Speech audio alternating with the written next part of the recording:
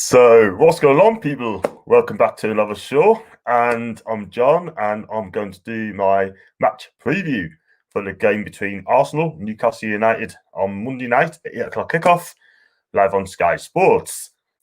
And I thought I'm going to do this because so I get me streams, so I got to be consistent. I've been told by a few people I'm going to be more consistent and make some more videos, and that is exactly what I'm going to do. So I'm going to be on air tomorrow, do a watch-along stream between between Liverpool and Manchester United at Anfield. So I'll be doing that, and I'm sure fans will join us for that as well. So before I do my match preview, and I just want to get this up, right? I just seen this yesterday. It's like Craig Hope has wrote. I think I saw it myself yesterday that Steve Bruce has come out fighting, yeah, which I'm going to go to later on, in fact. So straight away, I'm going to go to me starting 11 who Bruce should pick. It's going to be a 4-2-3-1.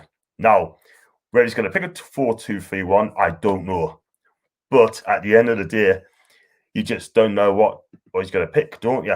Because he loves to play this 5-4-1 against the bigger teams because he is scared of having to go at these big teams. He's going to get beat heavily. So my team for the Monday game is going to be Cardona Go. Speaks for itself. He's been absolutely fantastic for us this season.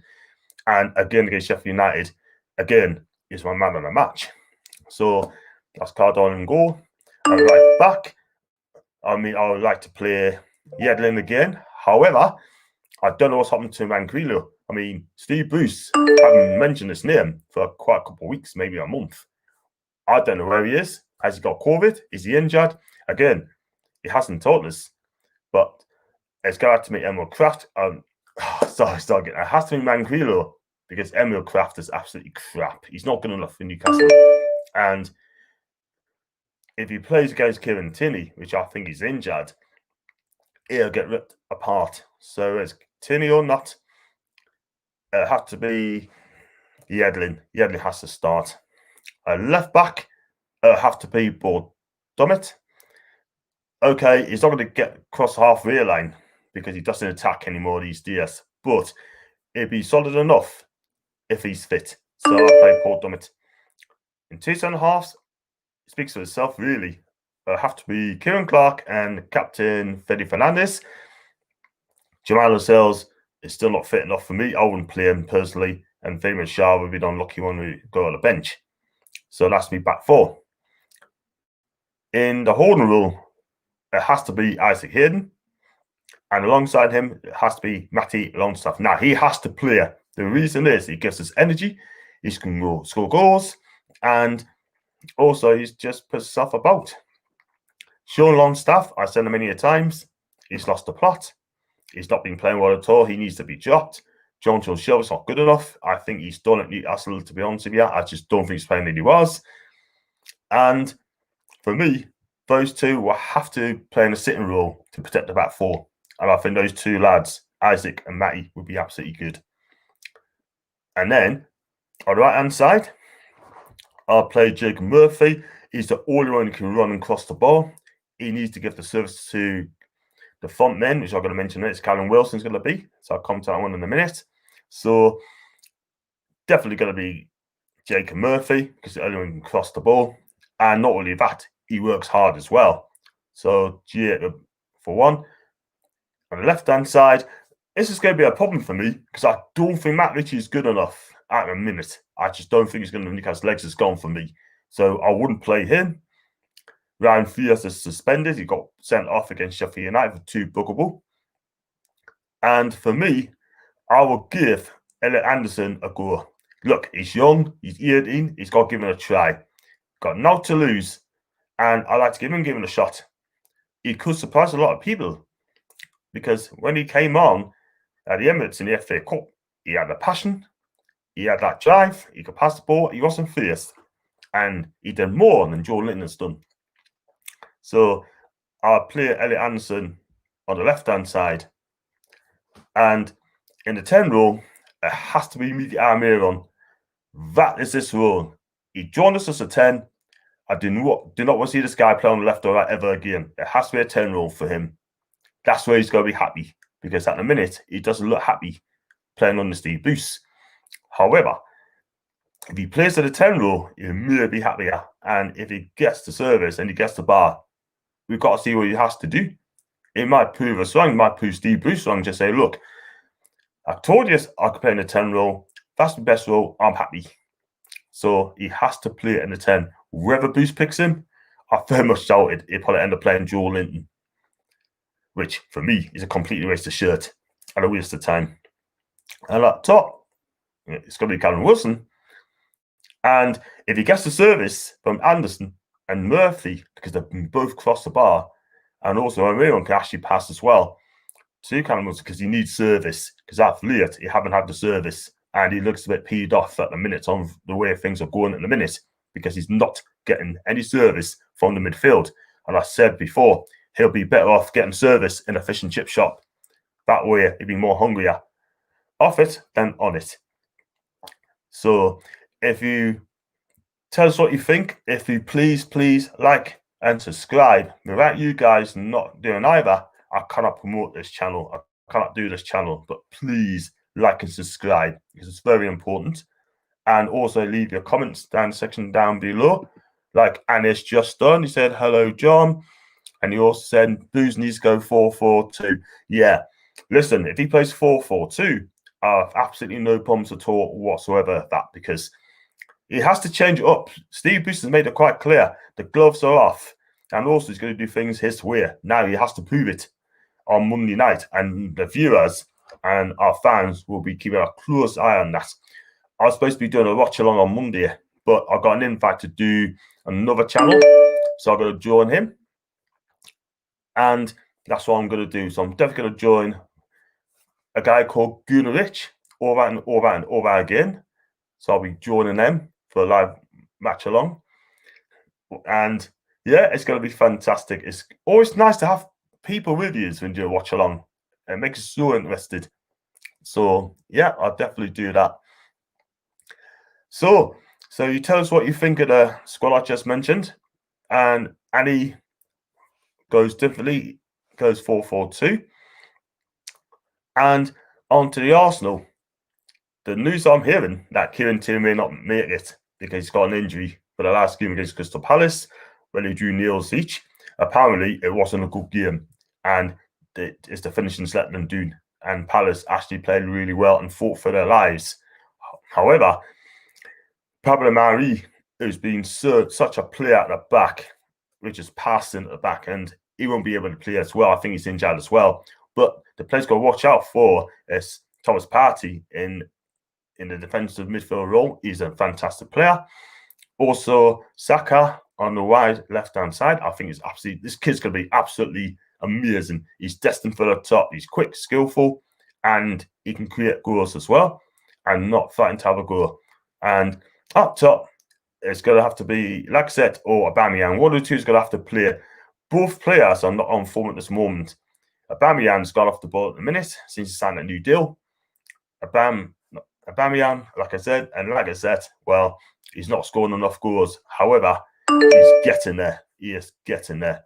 But I don't think the Arsenal back four is that great. So if we get to them and press them, because they love to play out from the back, and we press them, then they may have some joy. Will Steve Bruce allowed to do that? Who knows? But you have to give it a go. Remember, gloves are off. Players are too comfortable, do things his way. Now he's got to prove it. The proof is in the pudding. So if you send some more comments, please, I shall read them out to you. And so, all I can say, am I confident going to the game on Monday night? Probably not. I still think it'll get beat. Probably by 2-3 goals to nil. And I'm sure that the Arsenal players are going to be up for it. And I've got Arsenal friends on the channel as well, and they do love us as well. They think I'm funny, they think I'm fun, and yeah, I think it's fantastic, you know. And I'm just gonna pick up something on here as well, which I didn't do last year. I may have done, yeah. So if I pick up now, okay.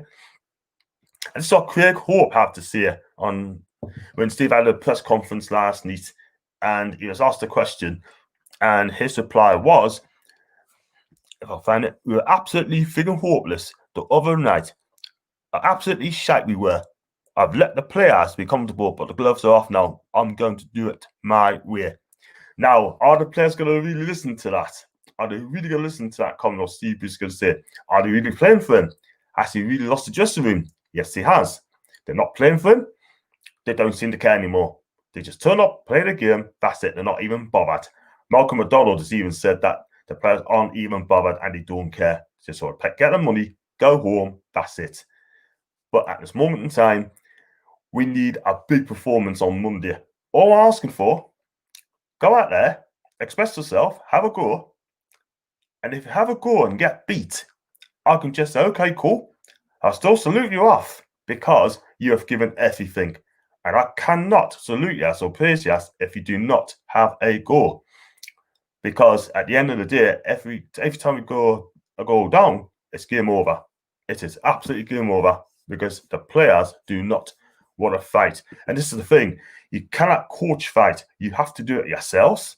If you want to play and get back into the game and show yourself, then you've got to do your job. And at the minute, it seems they're not doing it for boosts at all whatsoever. And I got active Aaron on phone. Aaron, how are you doing, mate? You okay? I hope you're having a lovely weekend, son. I hope you enjoy my channel. And send us a comment here. I don't trust Boost to coach a team to play back four. It needs to be 5-4-1. Wow, we have Boost, unfortunately. I just hope he gets the lineup higher and allows the front players to press. The thing is, though, Aaron, this is my point, right? I don't ever want to see a 5-4-1 ever being played again. He's made it quite clear that he wants to do things this way. So 5-4-1 might not be this way, but I wouldn't be surprised if he does play a 5-4-1. I could see him playing 5-4-1 for the next 4 or 5 games until he gets sacked, because that's what he's looking for, to get the sack.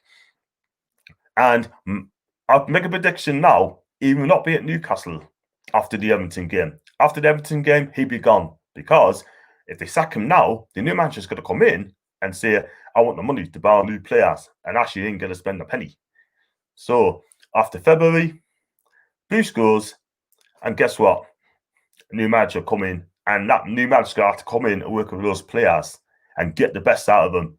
And I think the players who listen to whoever it is could be Nigel Pearson. If it's Nigel Pearson, all mind having till the end of the season, then okay, cool. Then the players will have to listen to him, because Pearson will not take any crap from anybody. He nearly kept Watford up, by the way. So I can see what you're trying to say, Alan, but I cannot see him changing it whatsoever. And if he doesn't change it, he's going to lie to himself, isn't he? So, and just a bit of breaking news as well, that Brighton's beaten Leeds by 1-0. So they're 2 points behind Newcastle. Burnley got beat, so that's good news for us. And West Brom surprisingly beat Wolverhampton Wanderers by 3-2. Can Sam Allardyce turn it around?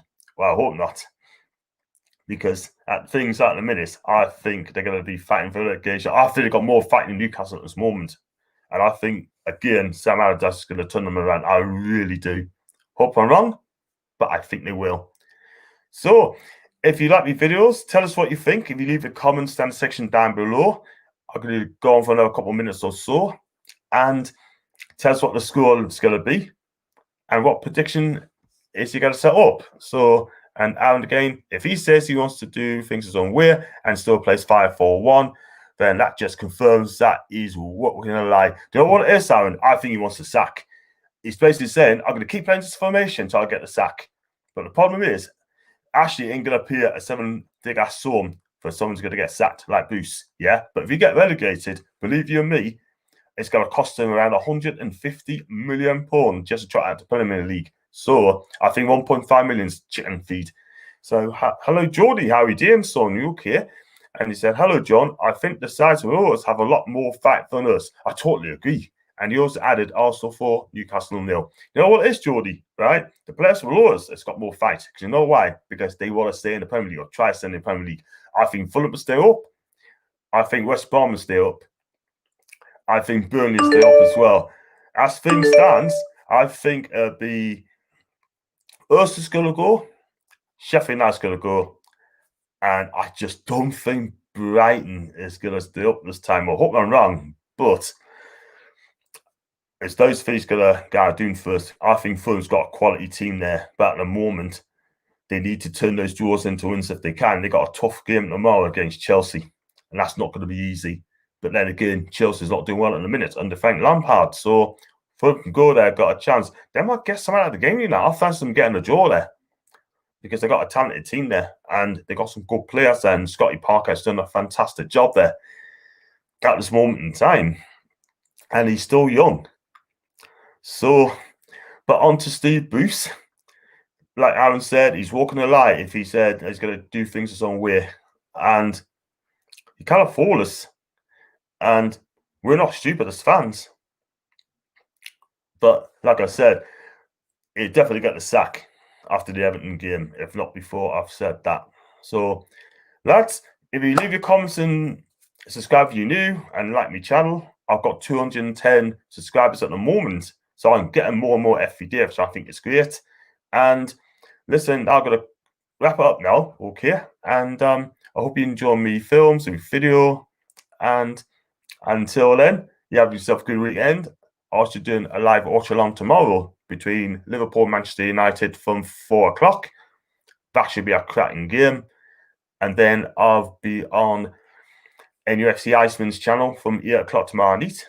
That'll be fun and games for the first time. Looking forward to that. Then on Monday, I will be going on to over again's channel, Gunnar Rich, top nine, and look forward to it. Listen, until then, enjoy your weekend, whatever you got left of it, and I'm out of here. You take care. Ta-ra.